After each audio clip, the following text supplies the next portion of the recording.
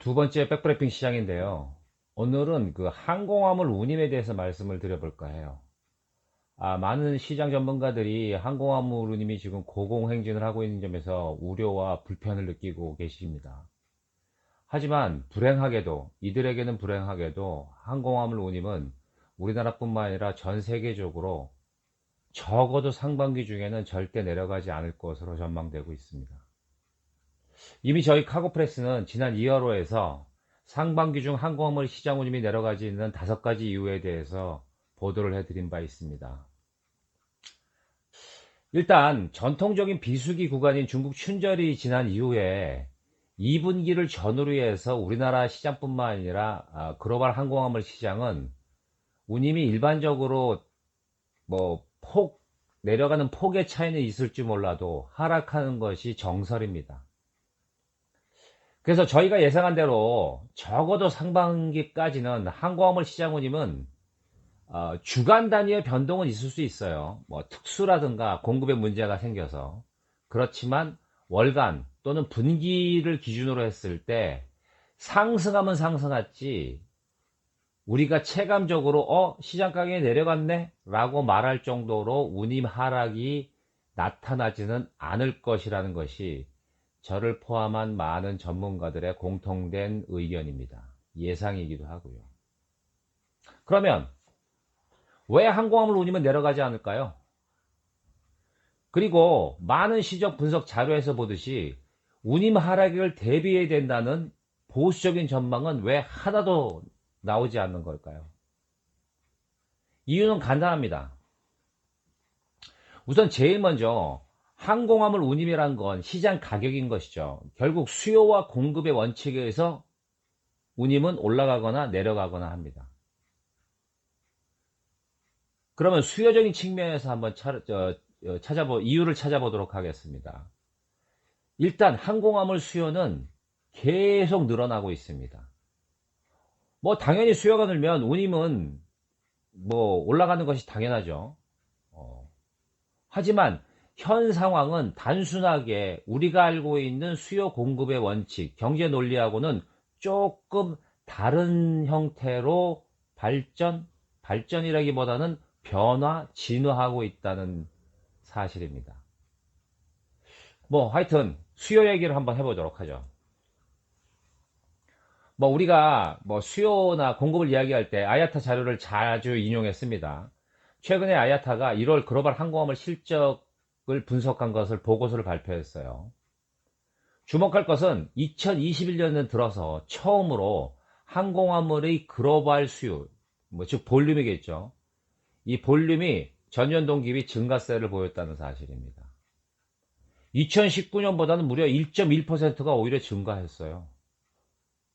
이는 지난해 팬데믹이라고 해서 2020년 4월부터 항공화물 수요가, 공급도 물론 줄었습니다만 수요가 매번 급락했죠. 운임의 문제하고 상관없이요. 매달 약 5%씩 줄어들었다고 아야타는 분석했습니다. 그러다가 이제는 공급이 늘고 이런 문제를 떠나서 수요 자체, 볼륨 자체만으로 상승 반전을 보였다는 사실입니다. 아직 공식적인 발표가 나온 것은 아닙니다만 많은 민간 시장 분석기관에서는 벌써 2월달 실적 분석이 나왔죠. 거기에서도 볼륨은 전년 동기 비해서 2월 기준으로 해서도 7%가 늘었어요. 이는 2월이 지난해 2월보다 일수가 줄었습니다. 중국 춘절, 우리 음력 때문에 그렇습니다만. 그러니까 2020년 2월의 생산일수보다 2021년 2월의 생산일수가 2일인가 3일인가 줄었어요. 그럼에도 항공화물 볼륨은 늘었다는 거죠. 항공사들은 고무되어 있습니다. 시차말로 아싸가오리 하고 있는 거죠. 그렇다면 문제는 문제라고까지 얘기하기는 좀 애매한 부분이 없지 않아 있습니다만, 이 같은 항공화물 수요가 줄어들 기미가 없다는데 사실 우리 시장은 좀 당혹스러운 게 사실입니다. 이렇게 시장 수요가 앞으로도 계속 늘어날 수밖에 없는 여러 가지 배경이 있는데요. 일단 제일 중요한 게 거대 소비 시장이라고 할 수 있는 미국, 유럽 같은 선진국들의 PMI죠. 구매자 관리 지수입니다. 이것이 작년 한 11월부터 벌써 이미 50을 넘겼고요. 올해 들어서도 계속 상승 중에 있습니다. 아시겠습니다만 구매자 관리 지수는 50이 넘으면 물건을 계속 수출하겠다는 겁니다. 예. 계속 수요가 늘어난다는 얘기를 반증하는 거죠. 그리고 미국은 최근에 아주 그 재고 때문에 아주 흥미로운 그 자료를 하나 분석해서 발표했는데요. 즉, 소매 재고 대 일반 소비재 판매 비율이 어떻게 나오니 이렇게 수치를 분석했습니다. 당연히 낮은 수준으로 나옵니다. 즉, 한마디로 팔아먹을 물건 재고가 지금 소비자들이 실제적으로 판매하는 양보다 적다는 거죠. 재고가 없다는 얘기입니다. 결국은 선진국 수입하주들은 소비자에게 어필하는 아주 중요한 아이템, 그리고 물건을 내놓으면 곧바로 빠지는 빠르게 판매되는 상품, 이 상품들의 재고를 보충하기 위해서 지금 혈안이 되어 있는 거죠. 결국 그 상품은 어디서 들어와요? 아시아, 중국, 우리나라, 일본, 대만 이런 데서 들여오게 됩니다. 당연히 급하죠. 재고가 없으니까. 어떻게 해요? 재고를 채우려면? 다음 달에 재고가 채워져요? 이러나요? 아니죠. 항공화물입니다. 예, 비행기를 이용할 수밖에 없어요. 실제로 미국의 그 소매 판매 지수는, 그러니까 소매, 즉 우리 소비자들이 얼만큼 물건을 많이 사갔느냐를 평균으로 내죠. 지난 5년간 2020년부터 시작해서 거꾸로 역산으로 5년 동안 평균 매년 4.5% 정도 성장해 왔어요. 그런데 올해 연초를 기준으로 계산해 보니까 6.5%. 아마 연말까지는 최대 8.2%까지 상승할 것으로 전문가들은 예상하고 있습니다. 물건이 계속 늘어난다는 거죠. 수입 물건이요. 뭐 일반 언론에도 발표됐습니다만 전 세계 그 GDP가 지금 계속 다 올라갈 거라고 지금 전망하고 있죠. 우리나라도 마찬가지고. 미국은 지금 올해 GDP를 4.5에서 한 5% 늘어날 것으로 전문가들이 전망하고 있습니다. 이른바 V자 반등이 서서히 나타나고 있다는 조짐인 것입니다.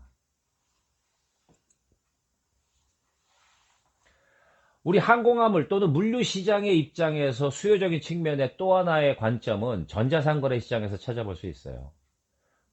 이미 많은 언론 보도도 시작하고 우리가 실제 체감하고 있습니다만 지금 전자상거래 시장 수요는 폭발적으로 증가하고 있음을 알 수 있습니다.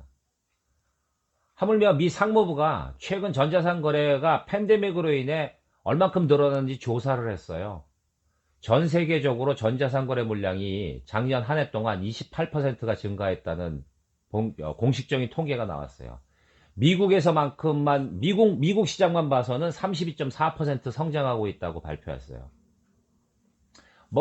굳이 이 같은 발표가 아니더라도 우리 그 항공화물 시장, 해상도 마찬가지입니다만 우리 물류 시장에서 전자상거래가 수요 시장에서 빠르게 성장하고 있으면 이미 널리 알려진 이야기고요. 중요한 것은 이 전자상거래의 수요가 여전히 올해 내내 강력하게 성장할 것이라는 점입니다. 스티디하거나 조금 줄어들 거라고 보는 게 아니라 이게 우상향으로 계속 그래프가 위로 올라갈 것으로 모든 전문가들이 이구동성 동의하고 있다는 사실인 거죠. 수요 아이템에서 굳이 전자상거래 수요가 아니더라도 또 하나가 있습니다. 그것은 바로 PP 수요예요. 아시아발로 시작해서 북미, 유럽으로 주로 이동하고 있는 이 PP 제품 및 장비 수출은 여전히 강력합니다.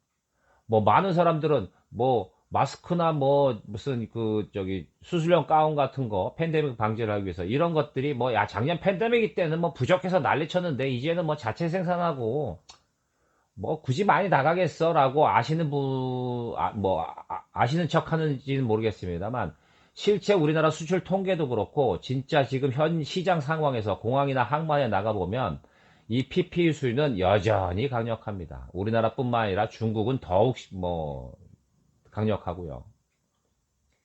이게 백신 접종이 시작되면서 역설적으로 PPE 수요가 같이 동반 상승하고 있어요.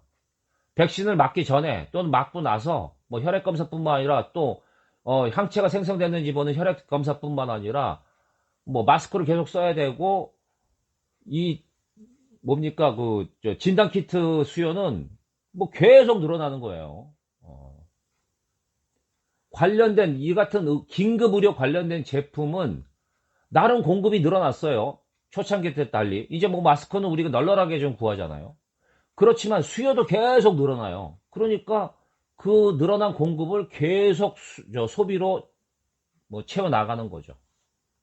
그래서 여전히 항공화물 시장의 주요 아이템으로 강력하게 자리 잡고 있는 겁니다. 이른바 이 PP 수요는 스테디셀러가 될 확률이 대단히 높아졌어요. 그냥 연중 내내 소리 소문 없이 꾸준히 나갈 거라는 거죠. 이 밖에 다음 방송으로 예정된 제약사들의 코로나 백신 수요, 뭐 이 역시 이제 서서히 수요다운 수요로 시장에 유입되고 있는 모습입니다. 뭐 나중에 백신만 별도로 떼어서 백브리핑을 진행하겠습니다. 그리고 앞서 말씀드린 자동차용 반도체 부품도 뭐 일시적이 됐던 장기적이 됐던 현재 항공화물 시장 수요로 특화된 모습을 보이고 있고 뭐 계속 공급이 부족하다 보니까 앞으로 이 역시 꾸준하게 또는 아주 특별한 수요로 폭발적으로 항공화물 시장의 수요 아이템으로 자리 잡을 확률이 높고 있습니다. 결론적으로 이제 항공화물 시장의 수요는 일반 소비재를 시작해서 아이트 같은 고가 제품, 뭐 휴대폰 요즘 뭐 난리죠. 뭐 우리 뭐 삼성도 마찬가지지만 애플도 지금 못 팔아서 난립니다. 또 거기다가 산업 제품, 의약품, 뭐 이런 것들이 뭉뚱그려서 항공화물 시장 수요를 자극하고 있기 때문에 공급이 부정이 현재 우리 항공화물 시장 상황에서는 말 그대로 대박 고정 물량이 되고 있다고 말해도 과언이 아닐 것입니다. 더욱 중요한 것은 이게 한동안 이어질 것이라는 거죠. 뭐 이른바 특수처럼 뭐 1주, 2주 또는 한 달 이내에 확 올라왔다가 확 사라지는 물건이 아니라는 사실입니다.